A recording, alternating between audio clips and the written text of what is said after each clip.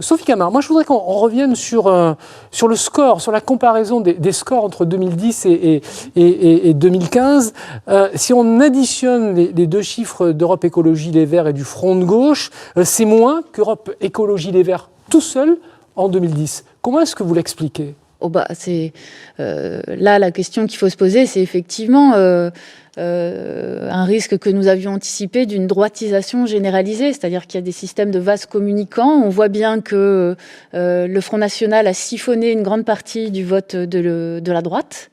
Je pense qu'il y a eu un réflexe de vote utile, à contrario, effectivement, PS et encore plus Estrosi.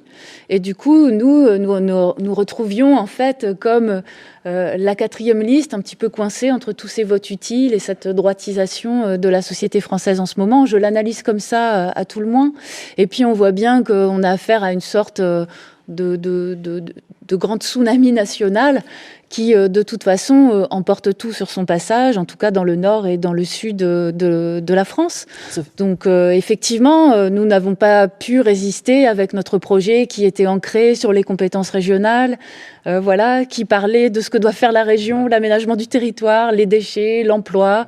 Et nous avions en face de nous, cette grande peur qui se levait et qui a conduit les électeurs aujourd'hui à se crisper complètement dans les urnes pour des raisons, à mon avis, essentiellement de contexte national. Sophie Camard, il y a un autre parti qui s'appelle Alliance écologiste indépendante qui a fait près de 3%. Oui. Donc c'est pas négligeable. Est-ce qu'une partie des électeurs traditionnels d'Europe Écologie Les Verts n'ont pas été déçus de votre alliance avec le Front de Gauche ?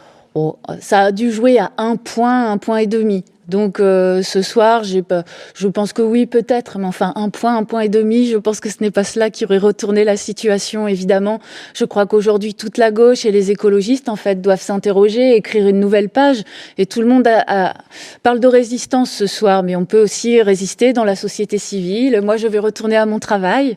Il y a beaucoup d'interrogations à faire ce soir chez les syndicalistes, chez les enseignants, chez les acteurs du milieu culturel.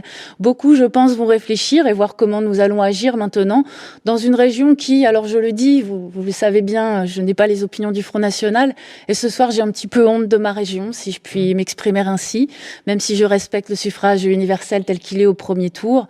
J'espère que quand même, au second tour, nous n'aurons pas le Front National. Mais voilà, j'appelle à la résistance et à écrire une nouvelle page. On ne peut que repartir de zéro. Justement.